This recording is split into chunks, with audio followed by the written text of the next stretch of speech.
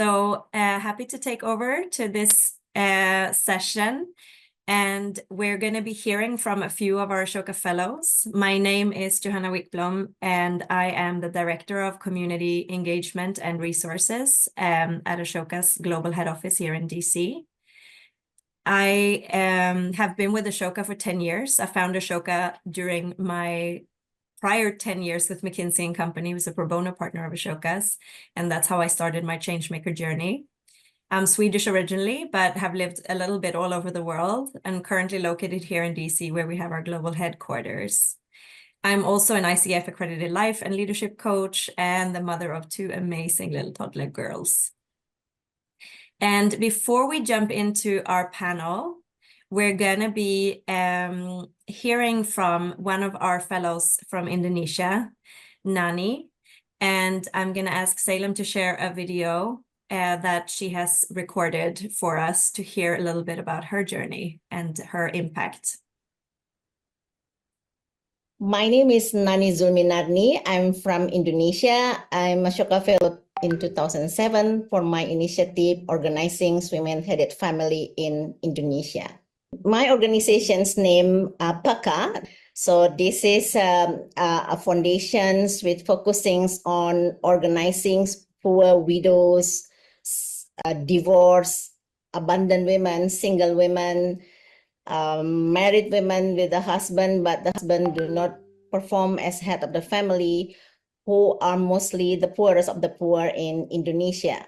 The first thing I do, recruit young people in different parts of Indonesia. And the second, really bringing the women together, organize, talking to them one by one, and organize them into a community-based organization, what we call as PAKA organizations. And soon after this organization, this group has been established, then we do a lot of capacity building. And after that, of course, with their understanding, then we try to map what else the issues, right? And building, the most important part of it is really building their leadership so that they can organize in the local community, then to engage with the local government to voice out their need, to make sure they get heard on their concerns and the need, and also to make sure that they get access to different resources that government provided through our public services. So that's on the one side, right? We organize the women at the grassroots level directly. On the other side, actually, we also start have conversations with the local government, with different institutions of public services that the government has. So we create what we call as multi-stakeholder forums. This is where we invite different leadership, including government and non-government, to open their awareness about the visibility of these women-headed family in their particular area. So when we go deep in organizing, one big issues we found out that related with the family matters. First, more than 65% of marriage in Indonesia, in particular in rural area, do not register in our law, in our legal systems. Therefore, many women-headed family actually do not have legal marriage status. That's why when the husband run away or practice polygamy, they cannot do anything with that. And their children do not have birth certificate. So with that, then we start with the research actually to see why women and poor family in rural areas do not register their marriage, which actually caused a lot of other issues after that. So we found out that there are several obstacles. First, of course, they do not know that they have to register the marriage in order to get the protections from our legal system. And the second, it's expensive. And the third, they do not know that how to do it. So with this, then the research result, then we present to our Supreme Court and to tell them, is there anyway, this is with the marriage one. And the second is really about the divorce. There are a lot of women do not have divorce certificate, of course. So that's why their status are hanging. Therefore, we then present this result and ask to Supreme Court whether they have a system to bring the system to the village level, start from registering the merits of all these people, and then provide one-stop services so that they can bring the children there to get birth certificate. They can also get a divorce certificate. Unfortunately, there are actually some opportunities available in our legal system to have the court brought to the village level. They call it mobile court. So with this, there's huge access for poor people to solve their family matters in, without any cost, because it's free and it's a one-stop services. We start at the national level. We start influence our Supreme Court, who has the whole system in all over Indonesia. Then these regulations actually apply to the whole countries. So with that, then it's reached out automatically, right, through the system available. We collaborate with other organizations, we collaborate with the local government, and we collaborate with community organizations with spreading the regulation, the information, so that they can access that. So with this, then the scaling out to reach out more than can be achieved through this kind of system. So if we look at the purpose of establishment of PACA, actually, first we start with we call it affirmative actions, organizing women-headed family. And then we do the scale, right? Scale out to reach as many as possible women, and also to reach, now we are reaching 27 provinces of 38 provinces in Indonesia. And then we go further with the system change and also the framework change. That means we already changed the paradigm about widows, divorce, single women as the head of the family. Our goal, our purpose is really to create the systemic process. That means when equip the women with change-making mindset, with capacity to make change, because change always happen. So what we do is really building the capacity of women to respond to change so they can create change for their purpose. For me, success is when I able to be useful for others. If what I started continue or sustain, even though I will no longer there, and it's useful for others, and also it's give impact widely to everyone inclusively. Thank you. So wonderful colleague and Ashoka fellow Nani, and beautiful examples of our sort of focus on systems changing work with Ashoka, and her sharing examples of her systems changing work and the scaling out, up and deep. So wonderful way to lead us into this session around Wise Women Can. And we're joined here with 4 more amazing women who are also Ashoka Fellows from different corners of the world. And so I'm going to introduce them to you. And then we recognize during our prep call that we probably could talk about this for hours. So what you will get is a little snapshot of all the amazing things that these women have both experienced and achieved. So Priya Agrawal, who's with us from India, she's an Ashoka and Aspire Fellow. She holds an MBA from the SP Jain Institute of Management and Research and is the founder and director of the Antarang Foundation.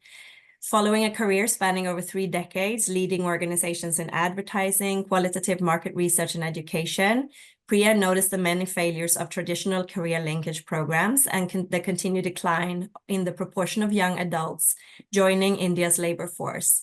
And this led her to founding the Antarang Foundation in 2013. Antarang Foundation is a systems integrated, holistic, sustainable, and high impact model. And to date, Antarang has enabled 350,000 young adults in India to make the transition from school to career pathways of choice, and has also influenced 5 state governments in India to integrate career education for the most marginalized. We also have with us Oreoluwa Lesi, or Ore, as I will call you. She's the founder and executive director of the Women's Technology Empowerment Center. It's an organization committed to building a more inclusive technology ecosystem with the next generation of women technology creators, entrepreneurs, and leaders. Ore is based in Nigeria, but she has a bachelor's degree in economics from Essex University, a master's degree in analysis, design, and management of information systems from London School of Economics and Political Science, and a certificate in applied sciences from Harvard University's Extension School. She is a women's leader for the World Fellow, Vital Voices Lead Fellow, as I mentioned, an Ashoka Fellow, and also recipient of the Anita Borg Change Agent Award.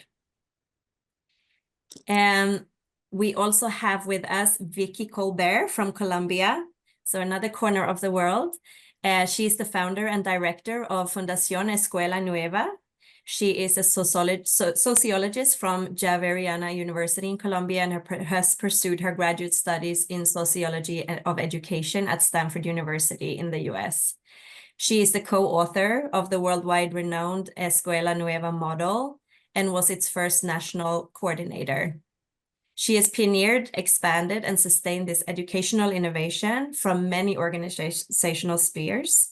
As first national coordinator of Escuela Nueva in the Ministry of Education, director of Open and Distance University in Javeriana University, Vice Minister of Education of Colombia, UNICEF's education advisor for the Latin American and Caribbean region, and now from Fundación Escuela Nueva, an NGO that she founded to ensure its quality, sustainability, and innovation. And she's been recognized with several awards and distinctions, just to name a few: the Skoll Award, Clinton Global Citizen Award, Kravitz Prize, and she was a laureate of the first edition of the Yeadon Prize for Education Development in 2017. So another amazing woman leader with us here. And we have our wonderful Kristin Hayden, who is joining us with some divine intervention in her background. So you'll see she has a slightly different background than ours. Some magical energy happening over there in San Francisco. And Kristin has over 20 years experience in leadership for various organizations. She first founded One World Now, an international exchange organization for underrepresented youth. For this work, she was recognized as a leading social entrepreneur and an Ashoka Fellow. And she then supported next-gen women step into political leadership with Ignite National and served as interim CEO as Reflect US, a coalition of the leading women's political organization. She now focuses her energy on working with feminist leaders and next-gen philanthropists and investors who want to align their vision, values, and money conversations through Vision Powered Ventures, LLC. She also facilitates group workshops on vision around the globe. She's a certified professional co-active coach, PCC, high energy public speaker, and the host of Our Money Power, a podcast for women standing in their money power. She's currently a senior advisor for Women Moving Millions, a donor collaborative focused on empowering women and girls globally. So as you can hear, we're joined with an amazing group of women who have gone through many ups and downs and challenges to achieve the amazing impact that they have today, all from different geographical and cultural contexts. And we will do a little bit of a dive into their journeys with you here today. And so I wonder if you, Ore, would want to start just sharing some of the experiences and challenges you've encountered on your journey towards this systems changing impact. All right, thank you so much, Johanna. And it's a pleasure to be here. I hope you can all hear me very well. All right, great. All right, so I think for me, a lot of my challenges were around, I think, number one, feeling like I had the right to do what I'm doing. and then also knowing how to do it. So, I mean, for me, the journey to where I am, is a very long one, and I won't go into necessarily all the details, but I spotted a gap in terms of women's access, use, and engagement with technology. Initially, I was based in the US, and I saw even there that there was a difference between how boys and girls were using tech and how they were also socialized in terms of their liking and their interest in science and math subjects. And then by the time I moved back to Nigeria, I saw that that gap was also there as well. And so I started to volunteer. And initially, I mean, I didn't set out to establish an organization. I was happy to support other people, but I didn't find any organization that was focused in the Nigerian context. So even after I moved back to Nigeria, I was supporting organizations based in the US and in Europe as like an online volunteer. And I had a blog at the time, and I just posted on the blog, well, if, I would love to, I was just sharing my experiences and wishing that there was something similar for Nigerian girls and women. And someone commented and said, well, Ora, if you decide to start something, I'd be happy to support you. And I think that's when the penny dropped. I think I never felt like, oh, maybe I had the permission or the rights to do this because I was not an expert in this field. So I would say maybe that was challenge number one. You have that barrier in your mind about who has the permission, who has the rights to do something. Once I started it, I jumped in with gusto, but then there was so much I didn't know. And when you start a new venture, an initiative, or a project, you don't necessarily know what you don't know. And so I think for me, that was also another challenge. I was trying to raise funds. I was trying to find partnerships in a climate where it was quite, I don't want to say sexist, but yes, there's a lot of gender discrimination, and it's very entrenched in the society and the way of thinking. So here I was saying, oh, I want to empower girls and women with tech skills. I want to help close this gender gap in technology and eventually in the sciences. And there was a lot of pushback. Like, number one, who are you to do this? Number two, if girls and women aren't in tech, maybe they're just not interested. So there was a lot of that. And I didn't always feel that I had the right answers. And so sometimes I think that's a challenge that we have as change makers. We see the problem, we see that we want to contribute, we want to do something to help, but we don't necessarily always know the right way to go about it or feel like we have the right answer. So I would say, that was those are some of the major challenges that I had starting out in my change-making journey. Thank you so much, Ori. And what do you think, so looking back, what helped you overcome those? Like, what was most helpful for you on that journey? So I think, number one, the support I got from people. Not everybody was receptive to the idea. And I learned that very early on. Once I started the process of registering WTech as an organization, I got a lot of pushback, and I was very taken aback by that. And I got pushback from people who I respected. Why girls? Why girls only? Oh, I'm so sick and tired of all these girl and women focused initiatives. So I think that was lesson number one, to learn that because people you respect don't support your idea, it doesn't mean that it's not a good one. So I had to develop a thick skin initially, but I got support from some of the people who counted. I had my first board were fantastic. I found early partners who supported, not necessarily with money, but in kind, expertise. That was very important. And also our first set of alumni as well, seeing the difference that our programs were making in their lives. I think, that gave me and my team the confidence that we were on the right path. Thank you. And what about for you, Priya? What has this journey been like for you in terms of challenges and support? Yeah, thanks, Johanna. So much of what Ore spoke about resonates so deeply, and it almost seems like we've lived through similar journeys and taken very, very sort of similar pathways. So thank you for sharing that, Ore.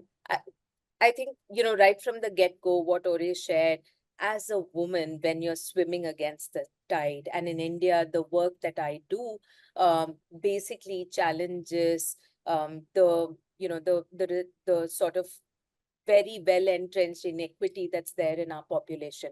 1% of India's population holds almost 45% of India's wealth. So it's a massive inequity that we're working against. And all of the employment opportunities that are there right now for Indian disadvantaged young people are fairly stereotypical low wage opportunities. So when we started off challenging this hierarchy and saying that, what young people from marginalized communities need to have access to aspirational, high wage, high growth careers, otherwise the inequity is never going to get ever bridged, there was a lot of pushback, right? And like Ore said, pushback to the extent that you start doubting whether you're talking sense, whether the data that you're pulling up, and data is often not even available very easily, for a lot of the kind of issues that we were talking about. Secondary data is simply not available at all. So you're sort of pulling up data, making those analysis, putting that out, and then constantly getting pushed back. So that huge sense of self-doubt, I think, was really the first challenge. And I feel it went away only when we got our first sort of large institutional donor backing us and saying that, hey, this is making sense to me because I've seen this work in another country, and I think this is something that would work in India as well. I feel that was the first sort of biggest challenge that we have.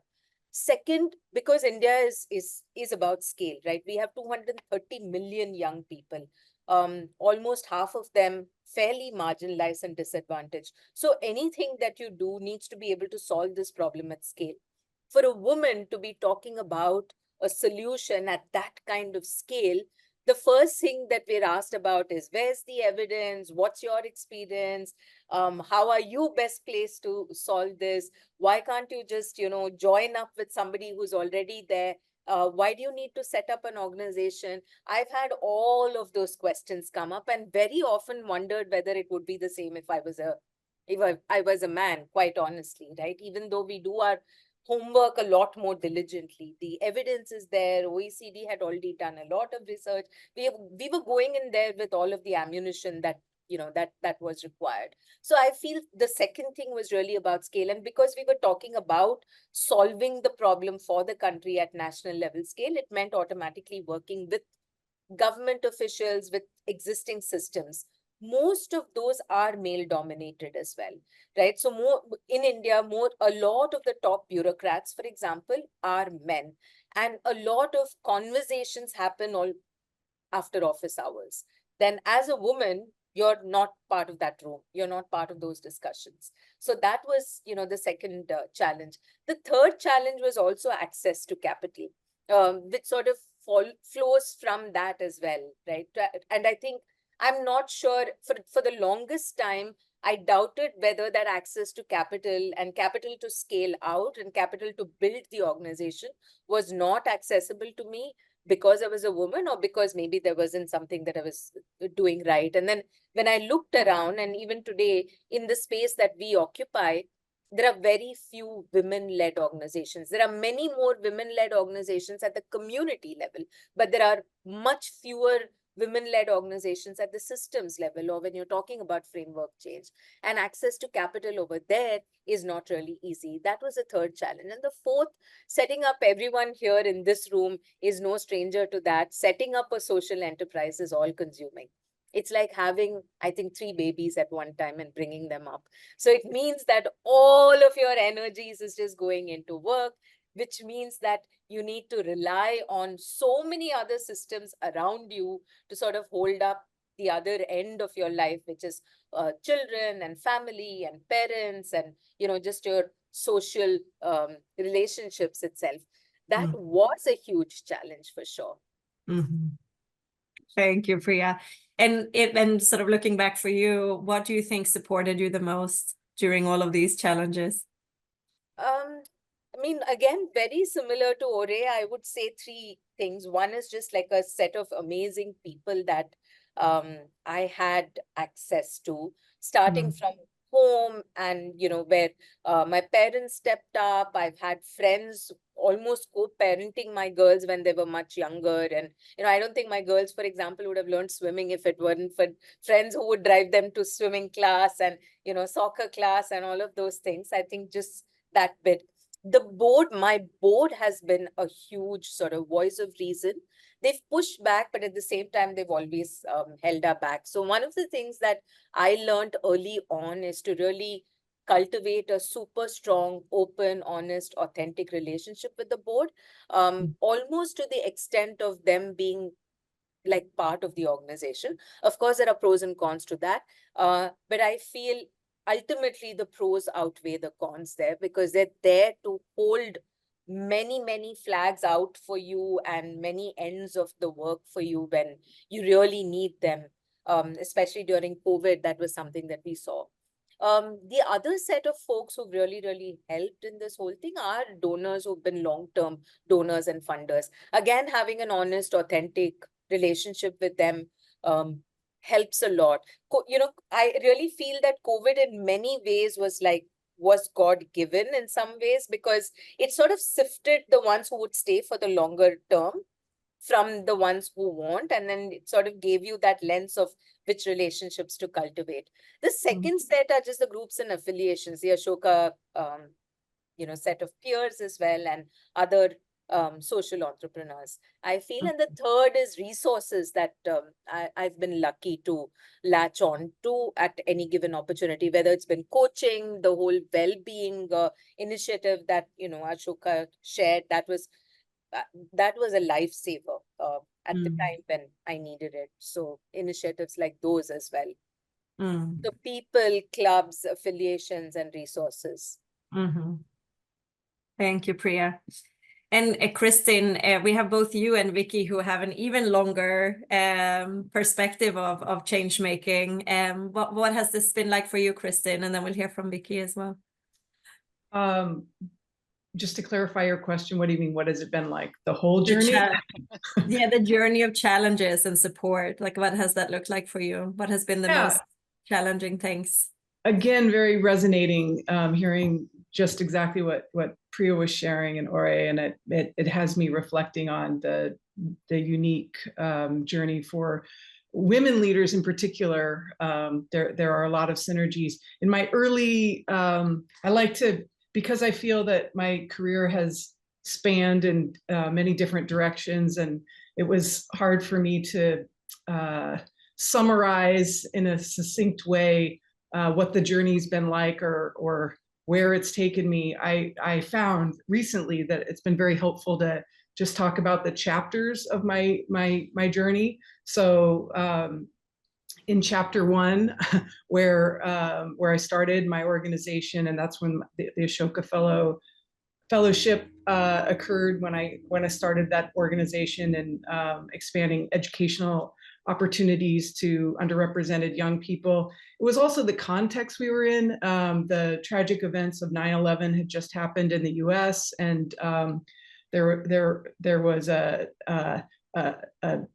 context of a lot of fear around differences in general, but particularly towards the Arab world. And at that time, we were, it was very seen as very radical that we were teaching young people, young Americans, Arabic language and leadership classes and sending them abroad to the Middle East. Nobody was doing that, like literally nobody in a public school setting at the time. And Chinese, we were offering Mandarin at the again, if Americans, and it's a big if, are studying Spanish maybe in schools, that's like the one other language, and we were doing Arabic and Mandarin, and again, supporting young people with these leadership opportunities and sending them on scholarship to parts of the world that, again, we all know in this group here, the value of what a global,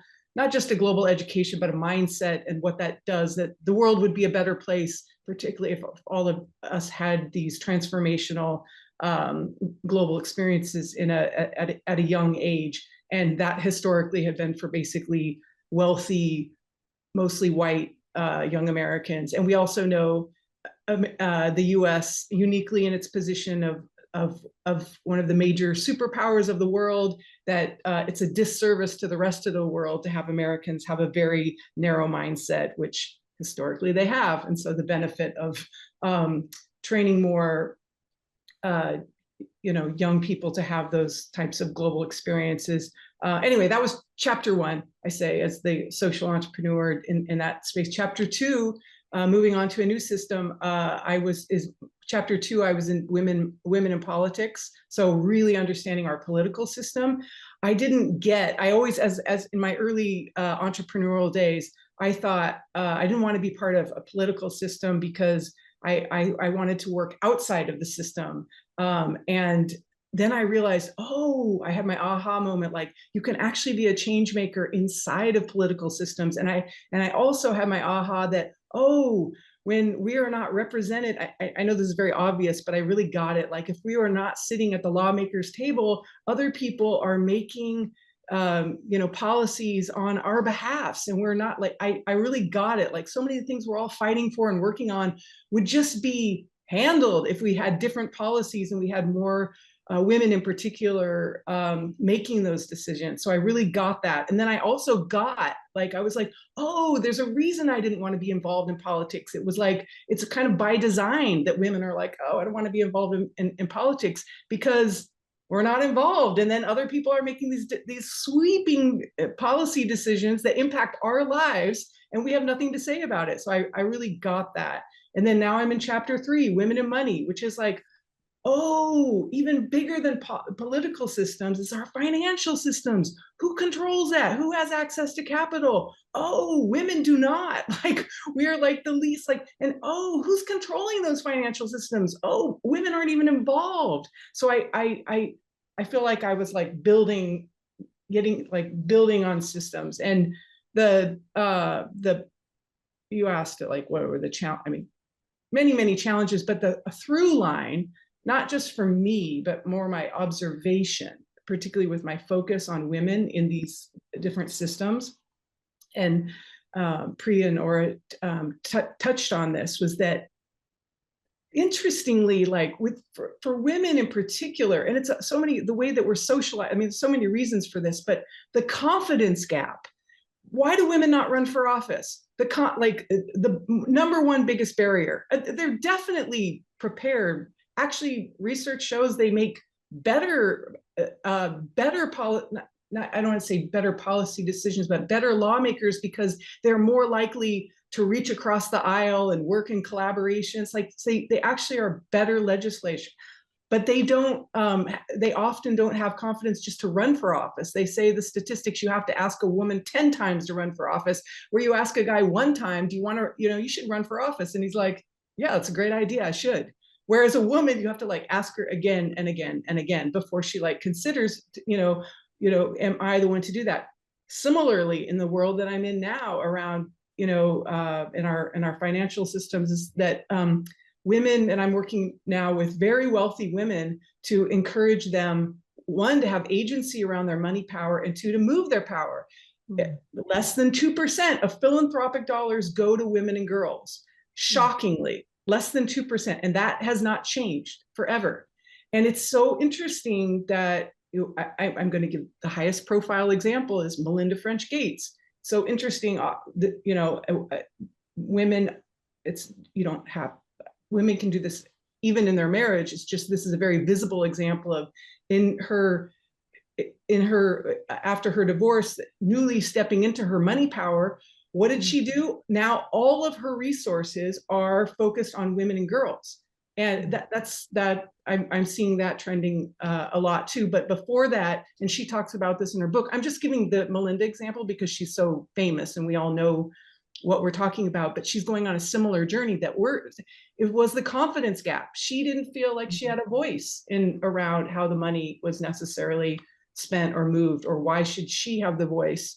And so that's what I find is super interesting, is that what we're all talking about individually as social entrepreneurs is played out on so many levels with the, women leaders in our political systems and our financial systems and within our social entrepreneurship space, is that step number one, women believing that we have the power, the right, the permission to do. And we have phenomenal ideas, and research shows that we do a better job of not only governing,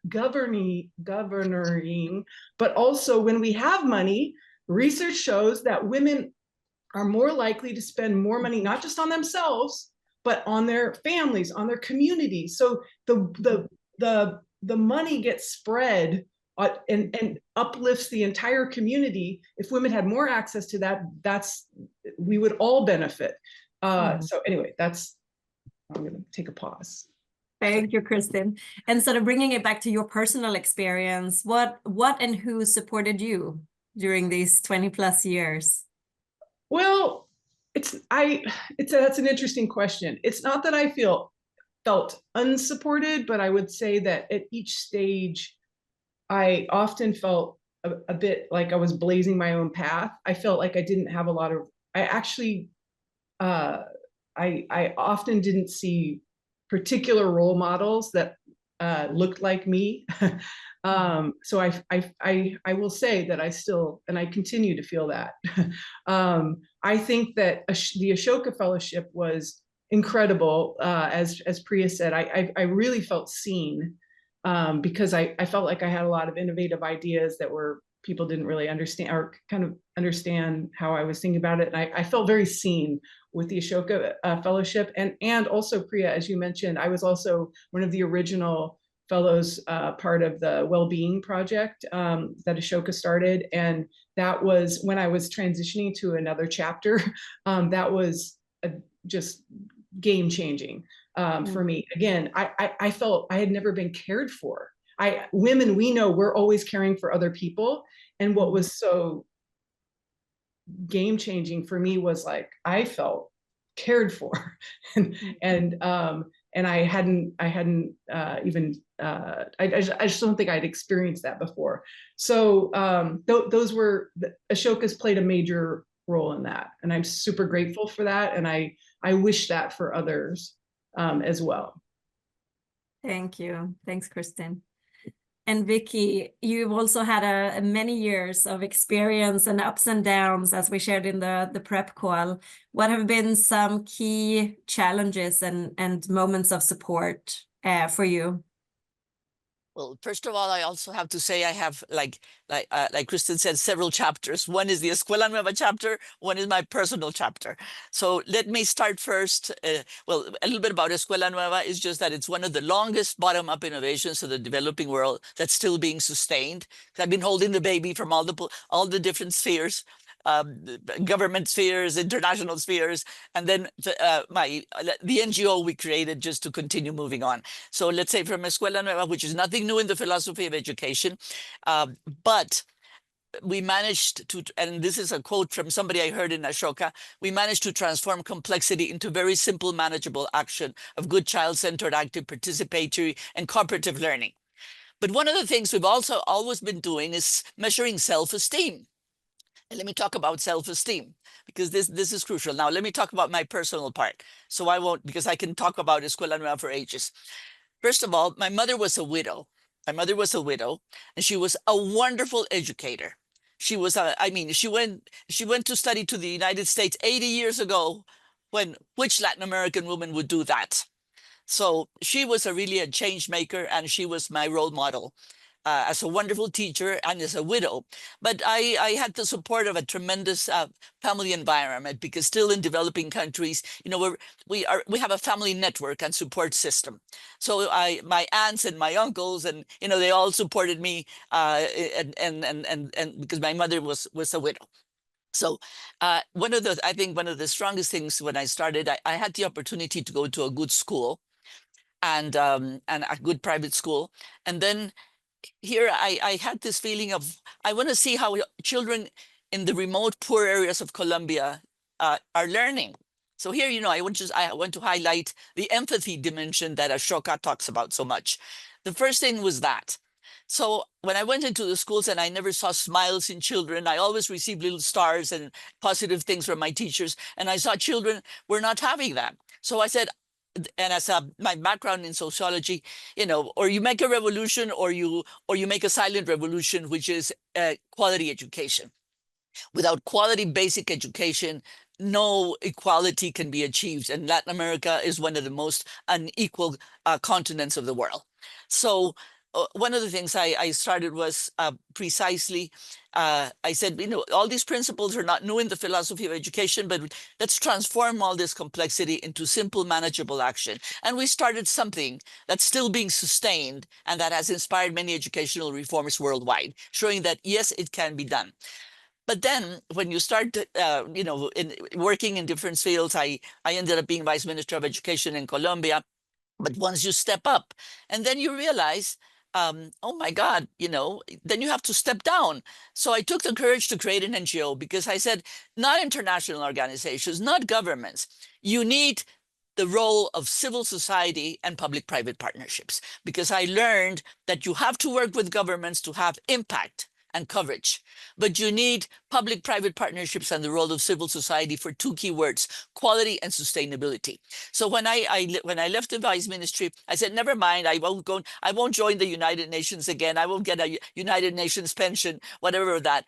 Let me start an NGO. I didn't even know what that meant. Okay, so that's when you start feeling the importance of the Ashoka Fellowship, of seeing what it means, to start a small NGO. Just with 4 persons. And then here, thanks to our NGO, we have always, I have built on the previous accumulated scientific knowledge we had for so many years. By the way, we just got the Jacobs Prize. We'll be going to Switzerland next week to receive it, because we've always, a little bit of my sociological background is I always demonstrated evidence, empirical evidence in everything I did. And I think that's so important. And the other thing, I think I took good choices. Your partners have to support you.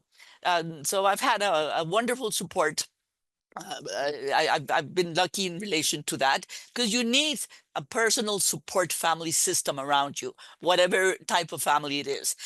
But I think one of the most important things for me that has happened is when my daughter, she started going to the university here, and she went to the business school, and then she got her education degrees in the States, and she grew up with Escuela Nueva, because I used to take her with me to the rural areas. Teachers used to hold her for me while I did things. You know what it is to be a mother doing things at the same time. So it was wonderful when at the end, I'm not good for administration stuff and all this. It was so good when she said, I want to work with you, mommy. And right now she's the head of the whole operation system of the organization. So it's not a family organization, but it's just, for me, was such a wonderful feeling to see that my daughter, now she's taking over, and she brought in the skills I do not have. And she's leading this process. So I've been so lucky in my life, and I'm just a person that feels that once you improve self-esteem of children, and this is why we've been measuring this since the beginning, once you measure self-esteem, human beings flourish, if you support them. And we're adapted Escuela Nueva to migrant Venezuelan children and displaced populations of Colombia. So we've done it for urban areas. We're working right now. I'm knocking on all the doors to see where I can get support, because precisely we're working with the Venezuelan, more than 3 million migrants we have in Colombia. So we started with the rural multi-grade schools, but we also did Escuela Activa Urbana in the urban areas. And this is why we created the NGO, because we wanted to continue innovating. So this has been a wonderful journey, extremely wonderful journey, but you do have to, oh, by the way, I was very young when I gave classes at the university. And then I in the macho culture, I was young and a woman and in a big Latin American macho culture, but I sort of overcame this. I had a lot of a security in myself. Maybe my mother breastfed me too long or whatever. But the point is that I went into all these places and I never had problems with anyone. Of course, there are jealousies, and especially men when they see women flourishing and all this. But there's a moment that when you have your self-esteem is strong and you feel happy about what you're doing, and you have results to show, then everything, the whole thing changes. So this is why I think the whole concept of social change that change makers have in Ashoka is just such an unbelievable movement. And every more and more, I start quoting Ashoka, because even in the Yidden events, and now I'm part of the Yidden jury, and also with WISE in Qatar. But the point is that, you know, I always get back to Ashoka every time I have to participate, because it has a systemic approach. You know, it's a whole dimension of empathy. So I think, you know, it's just an amazing network, and it's a privilege to me to be with all of you, these wiser women from all these regions of the world. And I do hope we keep some contact, because I just think it's such a privilege to be with these amazing women. Thank you so much for the invitation. Thank you, Vicky. Thank you so much. And so we're closing into the last 15 minutes of our session. And so building on this idea of us as women needing to strengthen our confidence and get more courage to speak up and to take important positions, I'm going to encourage you to reflect on things you're proud of. So if you can think about, like, what is one thing that you feel proud of in terms of your system's changing impact, in terms of scaling up, out, or deep? And also, is there one advice you would give to an earlier tenured version of yourself, an earlier stage version of yourself, knowing we have other social entrepreneurs listening, partners who are maybe looking to team up and support the type of work you're doing? So given the time limit, I'm going to ask you to share just one thing you feel proud of, knowing there are and should be many. And one advice you would give an earlier version of yourself. So starting with you, R.A. All right, thank you. It's a good thing you said share just one thing, because I wrote so many things down. But I think if I'm going to share one thing, I would talk about our beneficiaries, our alumni, the group of women who have passed through our programs and one way or the other been affected by us. Our flagship program is our She Creates Camp, which is a 2-week residential STEM camp for girls. And the first one ran in 2008. So you can imagine that was, 16 years ago. So we have alumni who are working, married, have their own children. And I think it really shows the power of one person starting something. You start essentially with a seed, and then you drop it in, and then you feed it, nourish it, and then it just blooms. You know, it gives birth to all these other flowers or plants. And so I think all our flowers are the girls who came to our program, who are now women, and they are also sharing what they have learned with the women and girls in their network. And it's not just about the tech, because we realized that even though our focus was on tech, it's really mind changing, mindset changing, realizing that I can do anything I want to. I can take my place in the male dominated world of tech, or just in the world at large. And they're going out and they're raising their own daughters to have that same mindset. So I'll say, if I had to pick one thing, it would be our alumni. I'm so proud. I'm so proud of them. And I meet them like every week, and I'm just always blown by what they're doing. What was your second question? Yeah, so the second question is, what advice would you give an earlier version of yourself, a younger version of yourself that you know now that you would wish you could have known then, that would have supported your journey? Okay, so I think we've all spoken about how a lot of women have maybe confidence, maybe not as confident as men. I was raised by a mother who encouraged me, to do anything. She told me I could do anything. But even with her telling me that, I still grew up and I felt, very unsure, very uncertain of many of the things I wanted to do. So I would tell my younger self to just do it. That's that Nike slogan, just do it. But it's so apt. Just take that first step. Just try. It's in the doing that you learn. If you're going to fall flat on your face, then you might as well do that early on. You get up and you learn and you just keep going. So I'll say, just do it. Don't be afraid. What will happen, but you will learn, you will grow stronger, and you will just, keep improving. Thank you. Wonderful. All right. And Priya, same question to you. Yeah, so one thing I'm proud of, I actually sort of struggled with it to say, really, am I proud of this, or it's just something that I did? So it took me a while, as you asked me, to sort of put down. I love the framing, by the way, of this, the whole scaling deep, scaling out, and scaling up. And I feel that's possibly something I'm really proud of through the work that we've done, because it is hard to keep your eyes on all three. But if you're trying to change something that's not working to something that needs to shift and something that needs to include many more people, you need to go deep, scale up as well as go spread out geographically, as well as make sure that you're reaching more and more people. And I feel we persisted with that. There were many times when we were told, and we continue to be told, that we need to do one or the other. It's not going to be easy to scale deep as well as up and out, but we sort of persisted because the problems that we're tackling are complex, right? A complex problem, while it can be broken up, like Vicky said, into simple solutions, you can't have a unilateral solution to a complex problem either.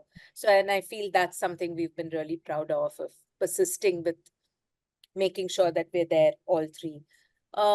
To your second question, what advice, there are a ton of it, quite honestly, to a younger version of myself. But I think taking Vicky's cue, I would say just be relentless about building evidence. So in this world, if we're not able to empirically sort of say, prove something is working or not working, face up to and admit that something's not working, and not to be afraid of changing course if we need to, but to always keep our eyes on evidence, on building that evidence. I feel that's the advice I would give myself 20 years ago. Thank you, Priya. And Vicky, given the reference to your prior comments, what are your reflections there in terms of? It's so difficult because I'm so proud of having touched the life of some 7 million children through their governments. My daughter's decision of coming to work with me by herself, and of course I'm proud of having empowered so many teachers, and every day it's a bottom-up approach. This is so important, so important. But I guess one of the most important things I think about is the impact we had on peaceful democratic behavior of children. And coming out of Colombia is specifically important, and more at this times of life. So I think that makes me, that gives me a tremendous positive feeling. Now, when I started, no technology, nothing. I'm still very weak in technology. I need a lot of help. But it would have helped a lot, if we were among let's say, the women change makers in Ashoka, if we would be more together, I think we could really, make exponential change. Bottom-up processes. And I still feel, I would like to get all the change makers of Ashoka Fellows in Colombia, because they're really making change. And here governments talk about social change, and this is what I studied in sociology, how to introduce social change. So I think it's just, I would love to, to be more, in contact and having the whole movement moving forward. And I think this is what Ashoka's vision was since the beginning. And I think it's moving on. Thank you so much, Vicky. And Kristin, building on that, what has that been for you? What is one thing, again, knowing there are plenty for all of you to be proud of, but what's one thing and one advice? You're on mute. I definitely think I am, and yeah, proud is an interesting word that I think women also have feelings about. I feel good about the fact that years later from, I mean, beyond, like, I'm also really appreciating this framework. I kind of wish I had our wiser framework back in the day when I was first an Ashoka Fellow. I really do. I think that the going deep really speaks to me and my work. that was, I feel, missing in my early entrepreneurial days. And so that aspect of it relates to what I feel good about. Like I still have young people reaching out. I just had a young person, this was many years ago that I started my organization, reach out to me just last month, and out of like the blue, found me on LinkedIn and was like, I just want you to know like the impact that you had, this, you know, that program had on my life. I'm sure she was very dismissive of it. I'm sure you hear this all the time, but I really felt compelled to tell you that, you know, it really impacted me and opened up how I look at the world and the choices that I made. Anyway, hearing things like that is what I always say, you know, if you die like today, tomorrow, like even if you just have an impact on one person, I mean, we Ashoka Fellows, we're like, you know, we're going to change the world and impact, you know, millions of people. And that is a particular mindset of us. So I understand who my audience here. At the same time, I truly believe that if we can even just have an impact on one person, we're making this world a better place. And I feel I feel filthy rich with that on the inside of knowing like the individual impacts and stories that I've had. And I'm only, you know, I only know of a few of them in that deep way, in that going of deep way. I don't mean know of, but have, and I'm holding that. In terms of what I would tell my younger self, from this perspective is that my older perspective is realizing kind of what I was sharing earlier about, especially moving through the different systems, the education system, our political systems, our financial systems. I am realizing that again, those systems, as I said, were often not built for us or by us, and an appreciation of that, and not the opposite of that, meaning like trust your vision. Trust your vision. I mean, I talk to people all the time about vision. I think that I'll speak I think I had really good instincts about why things weren't working, or why, like, again, systemically, or what was it, but I didn't necessarily trust that. It felt too big. But I think I had really good instincts. And I would encourage my younger self to believe that even more. And then the other thing that I appreciate more as I get older is that when you put it out to the world is when you create space for the world to come in and support you. But if you keep it inside, like so many women do, you know, our vision, then things stay inside, and it doesn't change. So part of the step of also creating your vision is even if it seems scary, is putting it out there in the world, because that is even if you feel totally alone or feels totally scary, but that is what, again, it opens it up as the invitation to the world to come and support the vision to happen. So, and I'm in just such awe of all of you and deep respect, and it makes me think, just like Vicky said, the more, and we know this, getting women together is women in community, magic happens. And really appreciate the vision of the WISE network, and the world, particularly right now, as we all know. I know this is speaking to the hearts of all of us. We're in a really, really challenging place across the world. There's a major shift going on, a lot of forces, and the world needs right now the wisdom of particularly, you know, women in leadership to hold space and bring us back to really what matters. So that's what I wish for all of us.